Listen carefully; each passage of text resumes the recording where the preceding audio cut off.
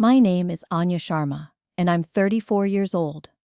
For 12 of those years, I served as a cyber warfare officer in the United States Air Force. To my family, a dynasty of Silicon Valley tech moguls, this was a source of near-constant, gentle ridicule. They saw my career as a boring government IT job, a quaint but unserious detour from the real work of innovation and profit that defined their world. They never once imagined that their entire billion-dollar empire, a titan built on cutting-edge technology, would one day be brought to its knees by a threat they couldn't comprehend, and that their only salvation would walk through their boardroom door wearing my face. This is the story of how I went from being their dismissed daughter to their last, desperate hope. Before I get into the details of the most satisfying, and frankly the most painful week of my professional life, I'd love it if you let me know in the comments where you're watching from today. It's always incredible to see how far these stories travel, and if you've ever felt underestimated, overlooked, or completely misunderstood by the very people who were supposed to believe in you the most, go ahead and give that like button a firm press. It helps more than you know. For all the new viewers here, make sure you subscribe to join our community, a place where stories like this one find a home and an understanding audience. The Sharma family name was synonymous with innovation. My father, Rohan Sharma, was the charismatic, iron-willed CEO of Sterling Innovations. He was a man who saw the world in terms of market share and disruptive technologies. My mother, Lena, was the elegant, socially brilliant matriarch who managed the family's public image with the precision of a military strategist. And then there was my older brother, Kale, the golden child, the prodigy, the chief technology officer of Sterling, whose genius for product design had made their flagship Aura smart home system a household name across the globe. They were a trinity of brilliance, wealth, and influence. And I, with my uniforms and my government security clearances, was the odd one out, the perpetual anomaly at their gleaming dinner table. They loved me, I suppose, in their own distracted way, but they never, ever understood me. My world of classified networks and state-sponsored threats was as alien to them as a distant galaxy, and far less interesting than their next product launch. They couldn't have known that my galaxy was about to collide with theirs, and the impact would shatter their world completely. The first time I truly understood the chasm between my world and my family's was at my high school graduation party. It was a lavish affair, of course, held in the sprawling, manicured gardens of our Atherton estate. Tech billionaires mingled with venture capitalists, their conversations a hum of IPOs and funding rounds. I had just told my parents my plan. I had been accepted into a top engineering program, but I was going to do it through the Air Force ROTC. I wanted to serve. I wanted to use my skills for something bigger than a stock price. My father's reaction was a masterpiece of controlled disbelief. He pulled me aside, near a fountain that tinkled with the sound of recycled water and money. His smile was tight, the one he used on underperforming executives just before he fired them. "Anya," he said, his voice low and laced with a disappointment that felt like a physical weight. "A Sharma in the military. We build things, we create, we lead industries. We don't take orders from bureaucrats in Washington." He gestured vaguely at the party around us. "This is your world. This is your birthright. Wasting a mind like yours on a government payroll is a tragedy." I tried to explain. "Dad, it's not a waste. I'd be working in cyber defense. It's the future battlefield. It's important." "Important?" He scoffed, a soft, dismissive sound. "Your brother is about to revolutionize home automation. That's important. That changes how people live. What you're talking about is being a glorified repairman for a system that's already obsolete." My mother, Lena, joined us, her expression etched with a different kind of concern. "Darling," she whispered, touching my arm with perfectly manicured fingers, "what will I tell people? What will I say to the Singhas, to the Guptas, that my daughter is off playing with guns and computers in some dusty base?" The social implication was, to her, the most devastating part. It was an embarrassment, a smudge on the pristine portrait of the Sharma family. Kale, ever the charming antagonist, sauntered over with 2 glasses of champagne, handing one to my mother. He'd overheard, of course. A smirk played on his lips. "Oh, let her be, Mom. She just wants to get paid to play the world's most expensive video game. Right, sis? Leveling up against the bad guys." He winked at me, the gesture dripping with condescension. It was easier for them to frame it as a childish game than to engage with the reality of my choice. In their world, a world of tangible products and measurable profits, my ambition was abstract, pointless, and deeply, deeply weird. The sting of their collective dismissal was sharp and immediate, a clear signal that my path would be a lonely one. I stood there, in my nice dress, surrounded by my family's success, and felt utterly invisible. 4 years later, I graduated from officer training school. My parents and Kale flew to Maxwell Air Force Base in Alabama for the ceremony. They looked profoundly out of place, their expensive, tailored clothes a stark contrast to the sea of blue uniforms. They sat through the parade and the commissioning ceremony with polite, strained smiles, looking more like hostages than proud family members. At the reception afterwards, held in a cavernous functional hall that smelled of floor wax and institutional coffee, my father cornered me again. He had that same look on his face from my graduation party. Only this time, it was tinged with a weary impatience. "All right, Anya," he began, forgoing any congratulations. "You did it. You got this hobby out of your system. It's been a nice little adventure, I'm sure, but it's time to come home now. There's a junior project manager role at Sterling with your name on it. It's time to do some real work." I stared at him, my new second lieutenant bars feeling heavy and meaningless on my shoulders. "Dad, this isn't a hobby. I just took an oath. I have a 4-year commitment. I'm going to be stationed at Lackland with the 24th Air Force." He blinked, as if I'd spoken in a foreign language. 4 years. Doing what? Resetting passwords for generals. Kale, who had been chatting with another family, drifted over, his grin as smug as ever. "Hey, don't knock it, Dad," he said, clapping me on the shoulder with a force that felt more like a shove. "At least her government paycheck is stable. Can't mess up installing security patches too badly, can you?" He turned to his own parents, laughing.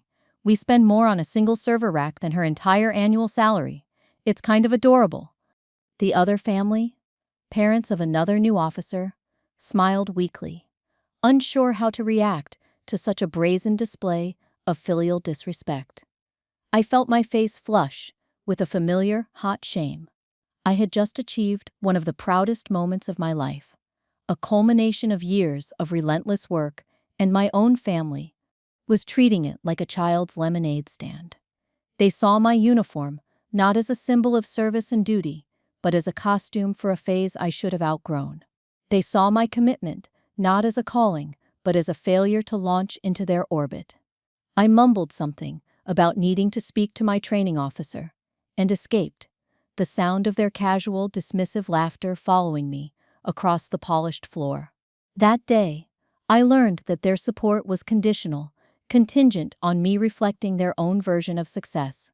Anything else was just a disappointment to be managed. The years passed. I wasn't resetting passwords. I was in the digital trenches. I moved from Lackland to Fort Meade, from defending networks to actively hunting threats within them. I worked on projects with classifications so high I couldn't even hint at them. I rose through the ranks from lieutenant to captain, then to major. I was leading teams of the most brilliant minds I had ever met, men and women who were the silent, unseen guardians of the nation's most critical infrastructure. My work was intense, demanding, and profoundly meaningful. To my family, it remained a complete enigma. The most vivid illustration of this came during a Christmas dinner a few years before the crisis. We were all gathered at my parents' house. The table was laden with a feast, the air filled with the scent of pine and roasting duck. The conversation, as always, was dominated by Sterling innovations. Kale was holding court, boasting about their new Aura smart home hub and the 9-figure deal he just closed with a major real estate developer. My father beamed with pride. That's my boy. Kale is creating the future, one home at a time. He then turned to me, a glint of what he probably thought was benign interest in his eye. And you, Anya? What have you been up to? Still keeping the government's lights on? It was a familiar jab, but I decided for once to try. I wanted them to understand. Just a little. It's a bit more than that, Dad. Right now, my team is working on hardening the electrical grid's control systems against foreign cyber attacks. We're essentially wargaming potential invasion scenarios in cyberspace to find vulnerabilities before our adversaries do. I tried to keep it simple, accessible. But I saw their eyes glaze over. Kale leaned back in his chair, swirling the wine in his glass. He let out a soft chuckle. So, you update the antivirus software on the power company's computers. Got it? Very diligent. It's not antivirus, Kale, I said, my patience fraying. It's about predictive threat modeling and creating honeypots to trap state-sponsored hacking groups. He cut me off, waving a dismissive hand. Sis, relax, it's okay. It's important work, I'm sure. Someone has to do the maintenance. He turned to the rest of the table, his voice loud and performative. It's like this. I build the sleek, self-driving electric car. Anya makes sure the DMV's database doesn't crash. Both are necessary, I guess. The table chuckled along with him. My mother patted my hand. It's wonderful that you have such a stable job, dear. Stable, diligent, maintenance. They used words that were designed to shrink my world, to diminish it into something small and simple enough for them to pat on the head and ignore. They couldn't grasp the scale, the stakes, or the sophistication of what I did. To them, technology was a product to be sold. To me, it was a battlefield to be defended. The gap between us had become a canyon. I fell silent, picking at my food, the taste of ashes in my mouth. I built a wall around that part of my life, a classified zone they were not cleared to enter, not because of government regulations, but because they had shown, time and again, that they had no interest in the truth. After 12 years of service, I decided it was time for a new chapter. I had reached the rank of major, led incredible teams, and served my country in ways I was deeply proud of. But I felt a pull to the private sector, a desire to build something of my own, using the unique skills I had honed. I decided to start my own elite cybersecurity consultancy. I would take on the toughest cases, the ones that commercial firms couldn't handle. I named it Aegis Cyber Defense, after the mythical shield of the gods. It felt fitting. I called my parents to share the news. A small, hopeful part of me, thinking that this, finally, would be something they could understand. Building a company, that was their language. I was wrong. You're leaving the Air Force? My father said, a surge of excitement in his voice. Finally, you're coming to your senses. This is fantastic news. Don't you worry about a thing. I'll have HR draft up a generous offer. We can put you in charge of the internal IT procurement department at Sterling. It's not glamorous, God knows, but it's a real job with a real future. You'll be a vice president. I took a deep breath. Dad, I'm not looking for a job. I'm starting my own company. There was a moment of dead silence on the line. I could almost hear his brain trying to process this information, to fit it into his pre-existing framework of my life. Your own company, he finally repeated, his tone flat. Then I heard Kale's voice on the extension. He must have been in the office with him. A company? What kind of company? A cybersecurity firm, I said, trying to sound more confident than I felt. I'm calling it Aegis Cyber Defense. Kale burst out laughing. It was not a kind sound. Aegis. A bit dramatic for a one-woman geek squad, isn't it? Let me guess. Your business plan is helping old ladies reset their Facebook passwords? I'll be handling high-level corporate espionage, ransomware, nation-state level threats, I clarified, my jaw tight. Sure you will, sis, Cale said, his voice dripping with amusement. Look, it's cute that you want to be an entrepreneur like Dad and me. Really. But the world you're talking about, it's brutal. You're a guppy in a shark tank. Sterling alone has a security budget bigger than the GDP of some small countries. What are you going to do? Run it out of your spare bedroom? My father chimed back in, his tone now one of pity. Anya, listen to your brother. Be realistic. This is a tough market. Why struggle with some little project when you can have a real position, a real title, right here with your family? A little project. A one-woman geek squad. They didn't see a decorated Air Force major with a decade of frontline experience in cyber warfare. They saw their perpetually off-course daughter dabbling in a hobby. They couldn't conceive of me as a competitor, or even a serious professional in their field. To them, I was, and always would be, the girl who played with government computers. The conversation ended with their lukewarm wishes of good luck, spoken with the same tone one might use for a child entering a school talent show. It was clear they expected my venture to quietly fail, at which point I would finally come home and accept my real job. The thought that I could succeed, let alone on a scale that would ever touch their world, never even crossed their minds. My first year in the private sector was a whirlwind. I set up Aegis Cyber Defense with two of the sharpest minds I had served with in the Air Force. A network architect we called Ghost and a malware analyst named Hex. We were small, but our reputation within the tight-knit national security community was impeccable.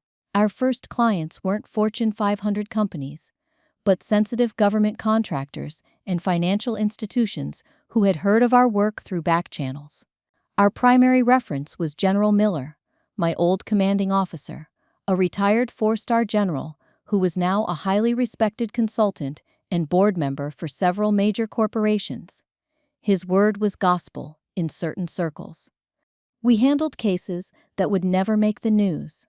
A stealth intrusion at a defense firm that was siphoning off fighter jet schematics. A complex ransomware attack on a regional bank that was designed to look like common criminality, but had the fingerprints of a foreign intelligence service all over it. Our work was quiet, precise, and effective. We were surgeons, not butchers. We didn't just fix the problem, we dissected the attack, tracked the attackers, and hardened the system so they could never get back in. We were expensive, we were discreet, and we were very, very good. Meanwhile, my family continued their stratospheric rise. Sterling Innovations launched the Aura 2.0, an even more integrated smart home system that controlled everything from your lights and thermostat to your security cameras and refrigerators. It was Cale's masterpiece, a seamless ecosystem of convenience. It was also, from my perspective, a security nightmare waiting to happen. The rush to market, the focus on user experience over robust security protocols. It was a house of cards built on an insecure foundation. I'd tried to mention it once, casually, at a family brunch. The way the devices daisy-chain their authentication is clever, Cale, I'd said. But a single compromised device could potentially give an attacker a foothold across the entire network. You should really isolate the firmware update channel. He had looked at me as if I'd just sprouted a second head.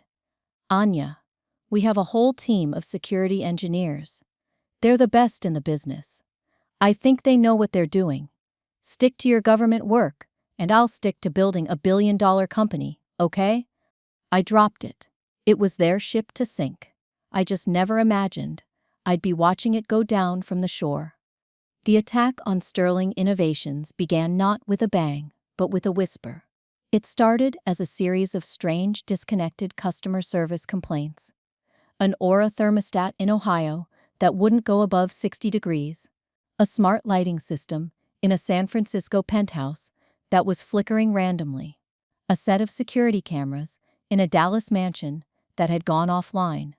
Cale's initial diagnosis, delivered with his usual unshakable confidence in the executive team meeting, was a server-side glitch. It's a bug in the last patch, he announced. My team is already working on a hotfix. We'll push it out by end of day. It's a non-issue.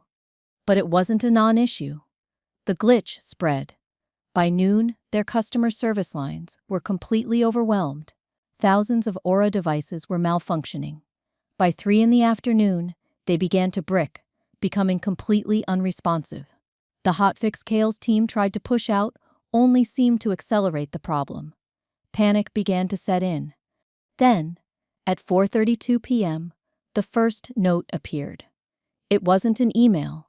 It materialized on the giant 70-inch monitor in the main server room, replacing the network status display. The text was white on a black background, written in a clean, sans serif font. Your network is ours. Your devices are ours. Your intellectual property is ours. Your backups are a graveyard. We are Thanatos. A demonstration of our control is imminent. The price for the return of your company is $100 million in Monero. The address will follow. You have 72 hours. Do not contact authorities. Do not try to be heroes. We are always watching. For a full minute, the engineers in the room just stared, frozen. Then, chaos erupted.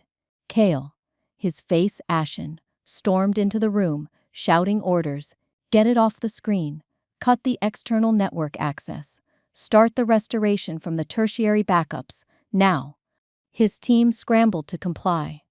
Their faces a mixture of fear and adrenaline. They tried to restore from their backups, the failsafe that was supposed to protect them from any disaster. But the message had been brutally honest. The backups were useless. The malware had been dormant in their system for weeks, maybe months, silently corrupting every snapshot, every incremental save. It was an invisible poison that had infected their entire digital bloodline. The demonstration came at sunset. As dusk settled over Silicon Valley, the lights inside the gleaming, glass-walled Sterling Innovations headquarters began to flicker. At first, it seemed random. Then, a pattern emerged. On, off, on, off. In the vast, open-plan office space, entire sections of lights began blinking in a terrifyingly coordinated rhythm. An engineer looked out the window at the building's facade and let out a choked cry. The exterior architectural lighting, normally a soft, welcoming blue, was now a stark, pulsing red. Across the face of the building, in letters of light, 50 feet high, a single word was being spelled out, over and over, for the entire world to see. Pay A. Pay A. The next 48 hours were a descent into a special kind of corporate hell. The news broke almost immediately. Leaked by a terrified employee, Sterling Innovations crippled by massive ransomware attack. Their stock price went into freefall. The name Thanatos, whispered with dread in cybersecurity circles, was now on the front page of every major news outlet. They were not just a company in crisis, they were a global headline, a cautionary tale. My father, Rohan, was a man unaccustomed to powerlessness. He was a force of nature, a man who bent the world to his will. Now, he was trapped, a king in a collapsing castle. He screamed at Kale, at his board, at anyone who came near him. Fix this, just fix it. Kale, for the first time in his life, had no answers. His confidence had been shattered, replaced by a frantic, wide-eyed terror. He and his team were like children trying to fight a wildfire with water pistols. Every move they made was anticipated. They'd try to patch a vulnerability, and the attackers would immediately pivot, exploiting another. They'd try to isolate a network segment, and the malware would mutate, spreading through an unforeseen channel. It was a masterful, brutal display of superiority. Rohan did what he always did.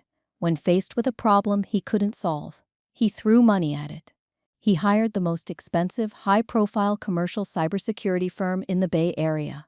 They arrived with a team of 20 consultants in matching polo shirts, projecting an air of calm professionalism. Within 6 hours, Thanatos had not only kicked them out of the network, but had also locked all their diagnostic laptops, sending a simple message to the lead consultant's phone. The adults are talking. Send the children home. Humiliated, They packed up and left. Rohan then hired a second firm, a more aggressive group of ex-hackers from Israel. Their advice, after a brief 3-hour assessment, was blunt. Pay the ransom. You can't win, nobody can, against these guys. Rohan slammed his fist on the boardroom table, rattling the crystal water glasses. I will not be extorted. There's no guarantee they'll even give us the decryption key. His pride, the very engine of his success, was now a liability.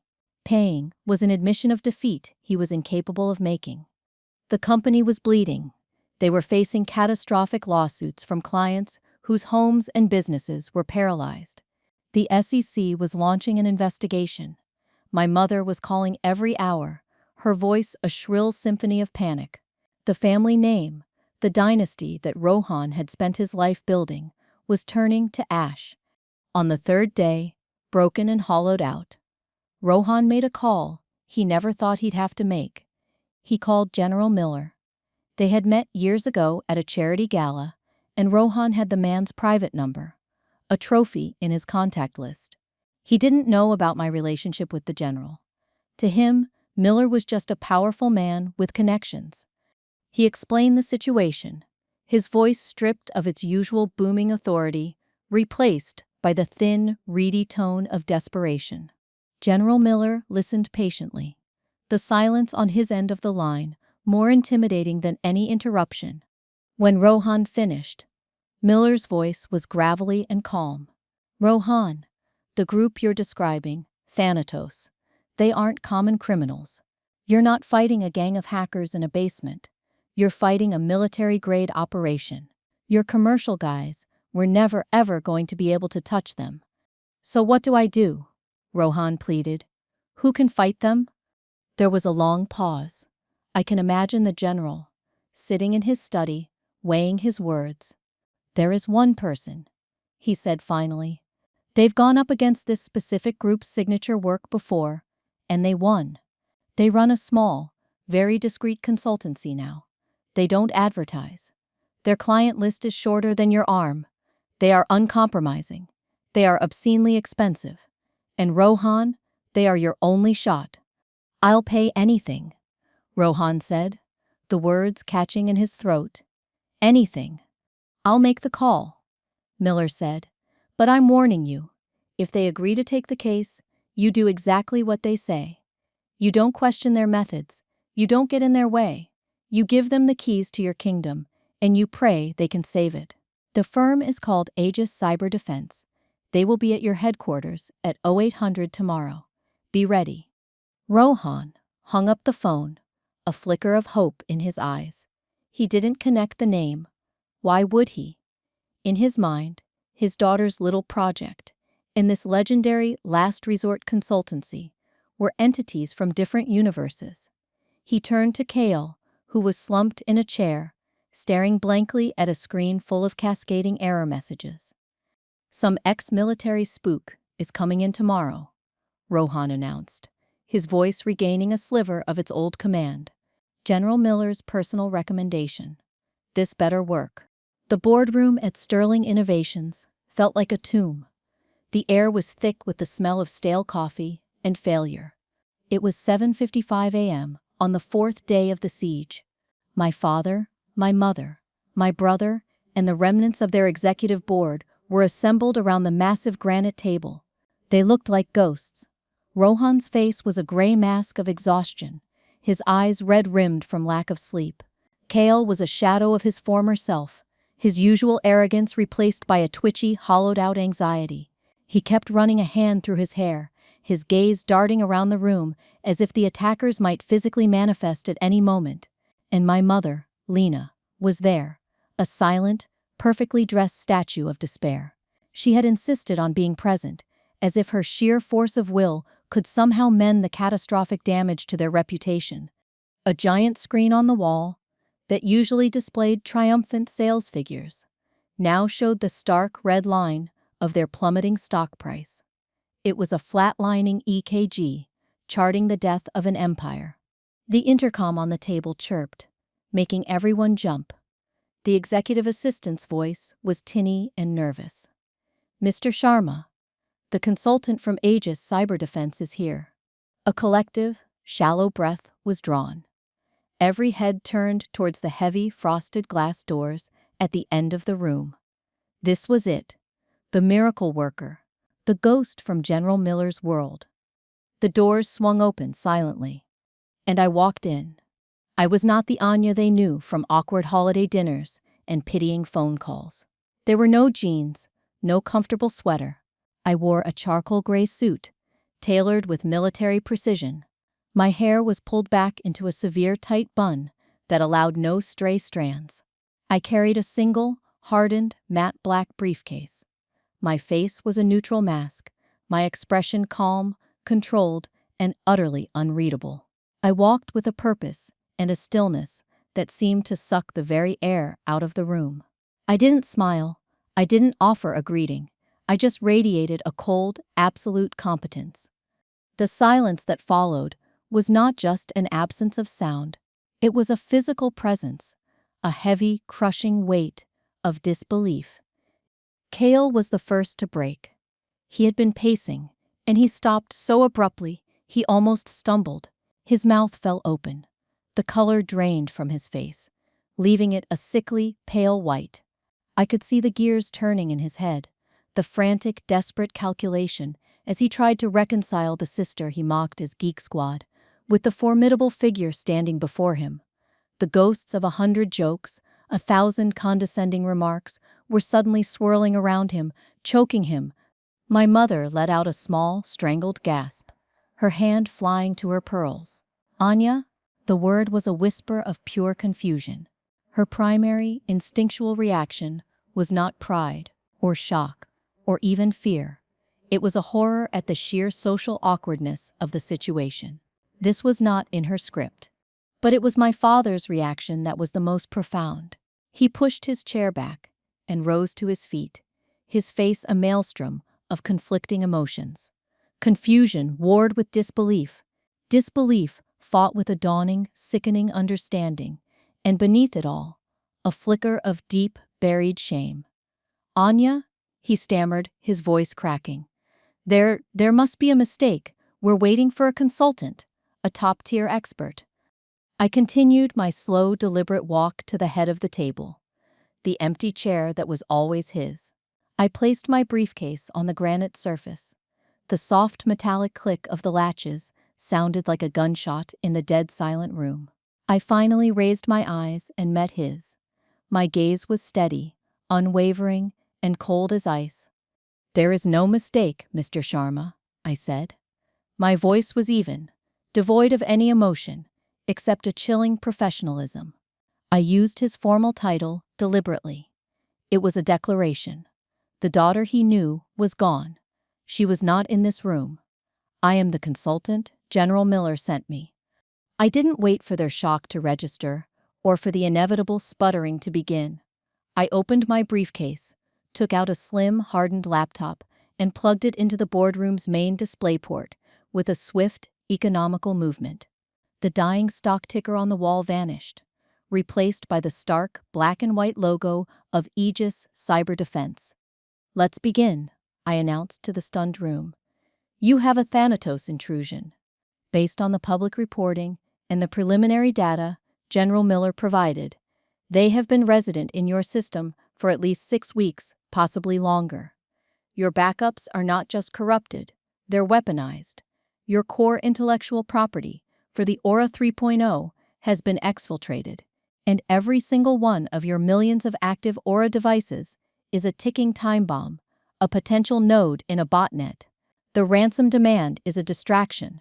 They aren't just trying to rob you, they are preparing to use your entire infrastructure as the backbone for what could be the largest coordinated DDoS attack in history.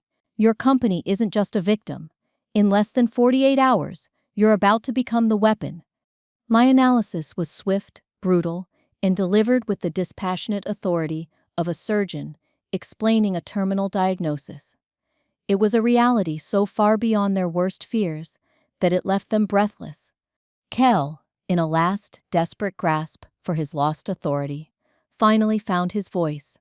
"We've analyzed the encryption on the locked files. he stammered, trying to sound like the CTO he was supposed to be. The AES 256 implementation is flawless. We can't brute force it. I didn't even turn to look at him. My eyes remained fixed on the data I was pulling onto the screen from a secure drive. Your analysis was superficial, I said, my tone flat and dismissive.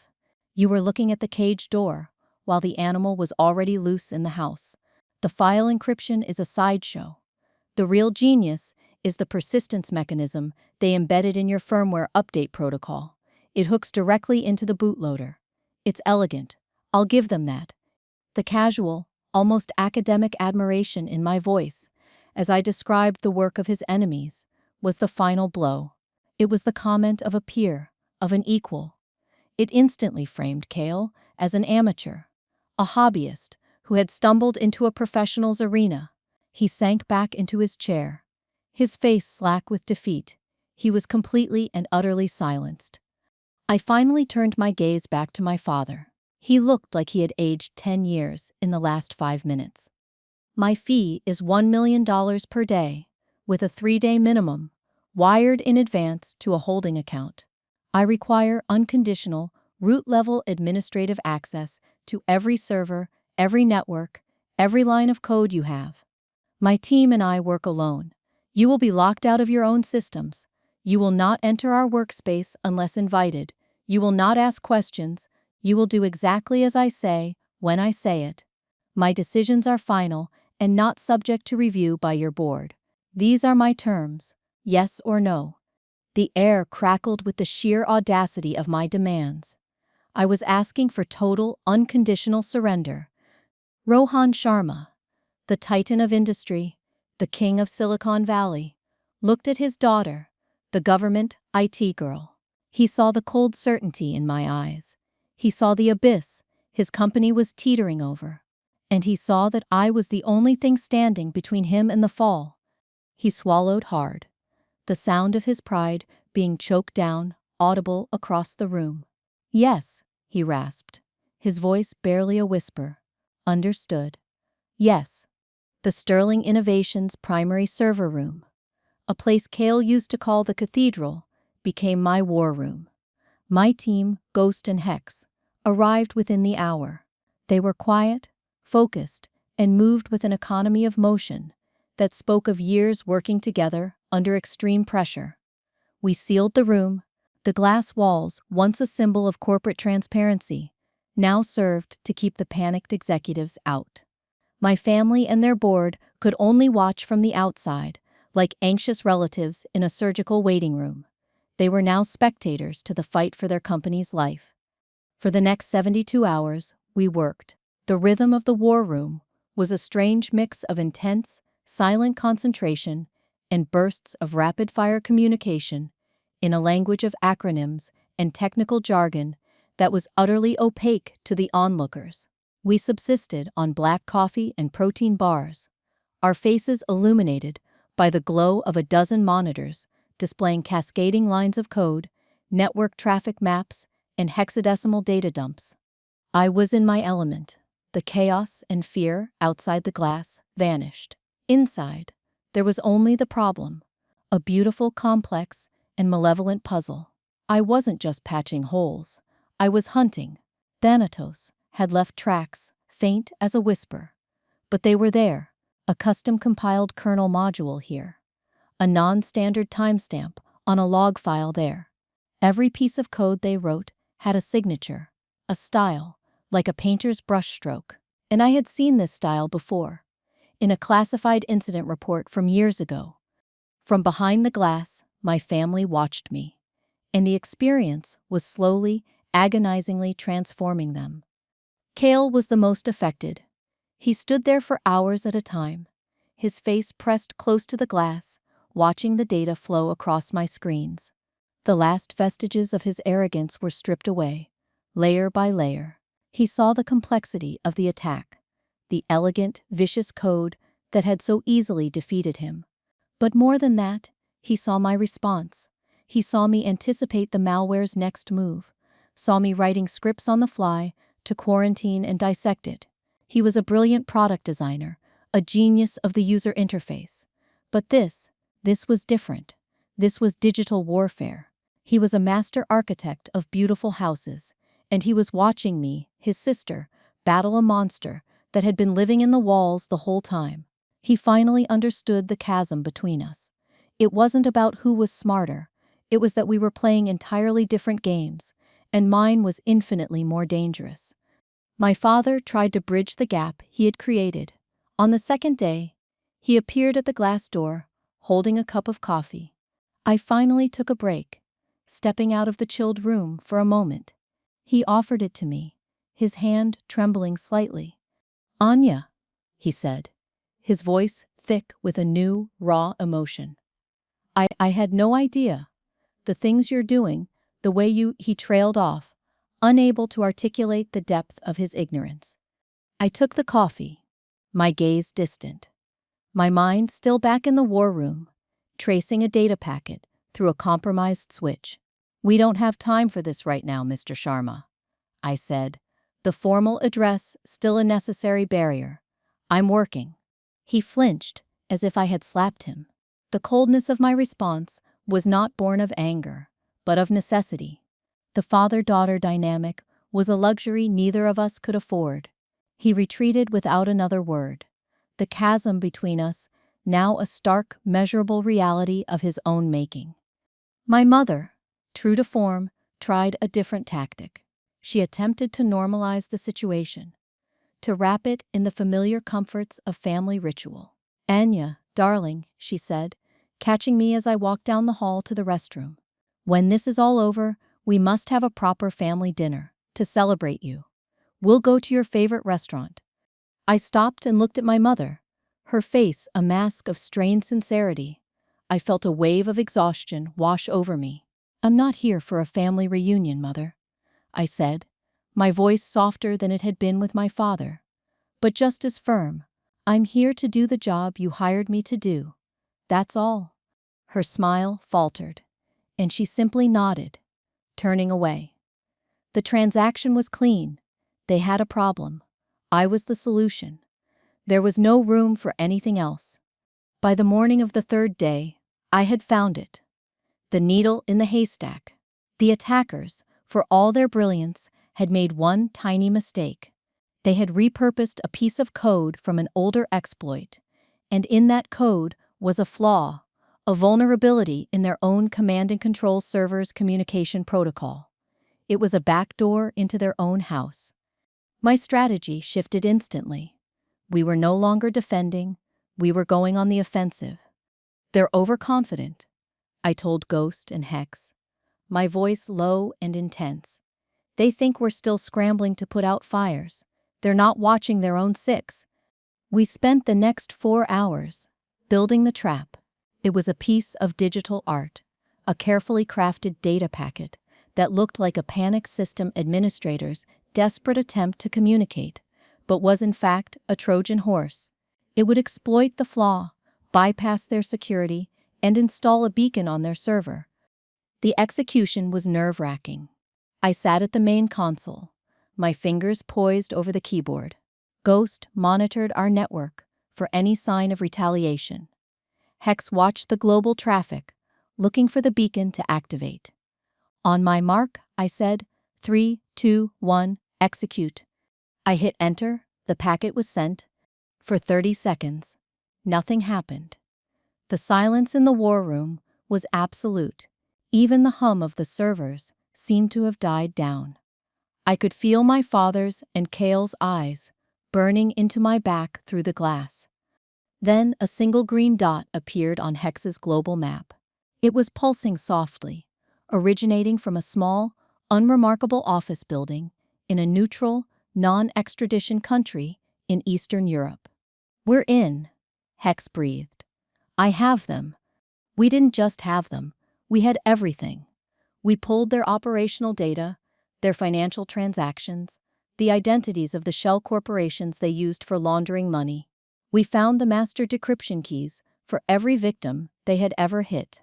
And as a final, parting gift, we packaged all of it, their names, their location, their methods, into an encrypted, anonymous data dump, and sent it to a very specific, very interested desk at Interpol. We didn't just neutralize the threat to Sterling Innovations, we dismantled the entire Thanatos organization. I leaned back in my chair, the tension draining from my body for the first time in days. I looked at the monitors, now displaying clean, stable network traffic. The cathedral was quiet again. I stood up, took off the headset I'd been wearing for nearly 3 days straight, and walked out of the war room. My family was waiting, their faces a mixture of awe, relief, and trepidation. I looked at my father. "The threat is neutralized," I said, my voice hoarse from fatigue. "Your systems are clean, and the decryption key is already restoring your locked files. Thanatos is no longer a concern. A full post-mortem report and a list of mandatory infrastructure hardening recommendations will be on your desk in the morning." I paused, letting the finality of it sink in. Aegis has fulfilled its contract. A week later, I was summoned back to the boardroom. The atmosphere could not have been more different from my dramatic arrival. The terror was gone, replaced by a strange, new deference. They treated me not like a daughter, but like a visiting head of state. They all stood when I entered the room. My father indicated the chair at the head of the table. His chair. I ignored the gesture and took a seat on the side, placing my briefcase next to me. Rohan cleared his throat, his hands clasped nervously on the table in front of him. "Anya," he began, his voice heavy with an unfamiliar humility. We don't just want to thank you. That isn't enough.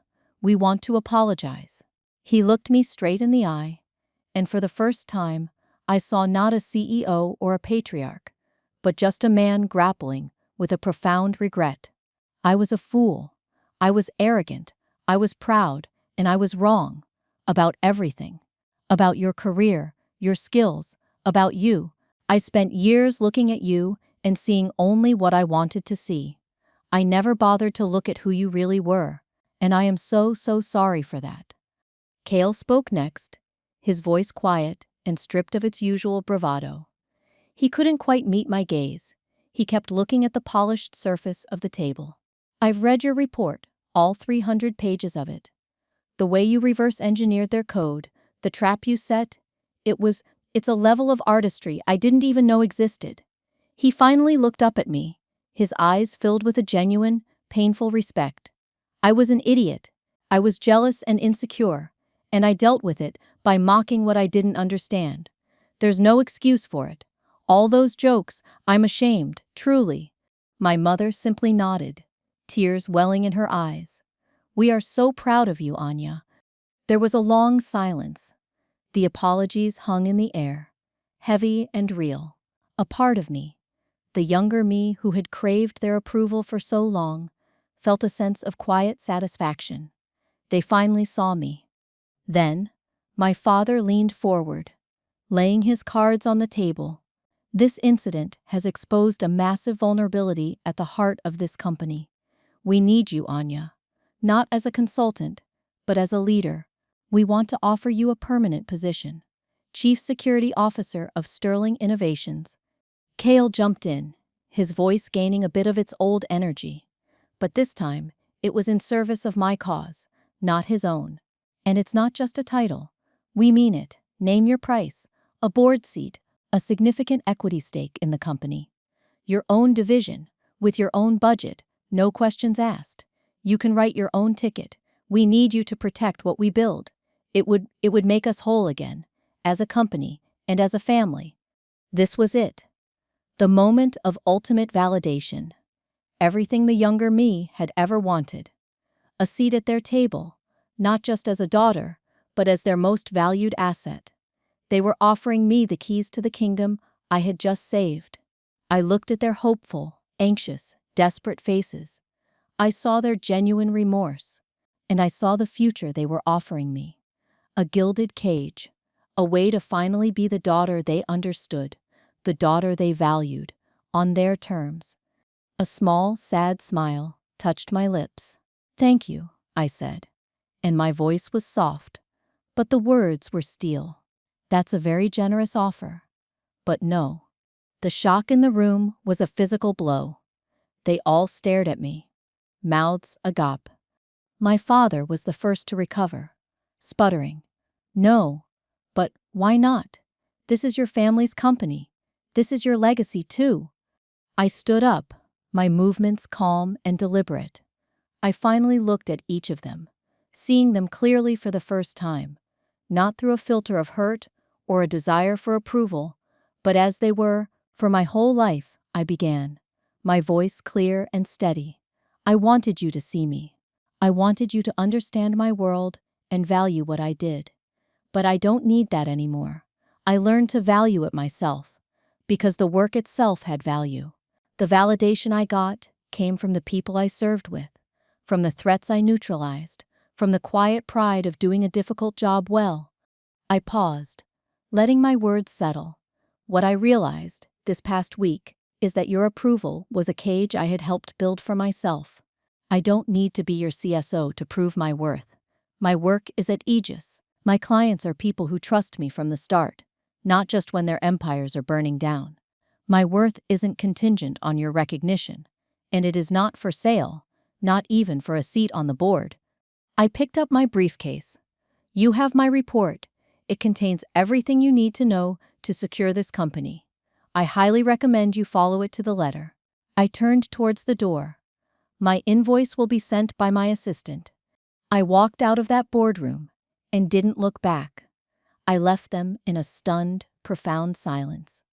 The greatest victory wasn't saving their company. It was realizing I didn't need to be a part of it to be whole. My vindication wasn't their apology. It was my freedom from needing it. My family, I realized, was the team I had built. Ghost and Hex, and the mentors like General Miller, who had seen my worth all along. Family, I finally understood, is defined by respect and belief, not just by blood. In the end, I learned the most powerful lesson of my life in that boardroom. The validation we so often seek from others is a flickering candle, easily extinguished by their whims and prejudices. True strength, true self-worth, is a fire you build within yourself. It doesn't need anyone else's permission to burn brightly. I walked out of Sterling Innovations and into the sunlight, and for the first time, I felt truly, completely free. So what do you think? It's the question I get asked the most. Should I have taken the job? Should I have accepted their apology and tried to rebuild that bridge? I'm genuinely curious to hear your take on it, so please let me know your thoughts in the comments below. I promise I read as many as I can, and if you have your own story of being underestimated or having to prove your worth against the odds, please feel free to share it. This community is built on the power of these shared experiences. Thank you for listening to my story today. If it resonated with you, please don't forget to like this video and subscribe for more stories of struggle, strength, and ultimate vindication. Remember, you are the sole authority on your own value. Don't ever let anyone else convince you otherwise. Thank you for joining me. Was treating it like a child's lemonade stand.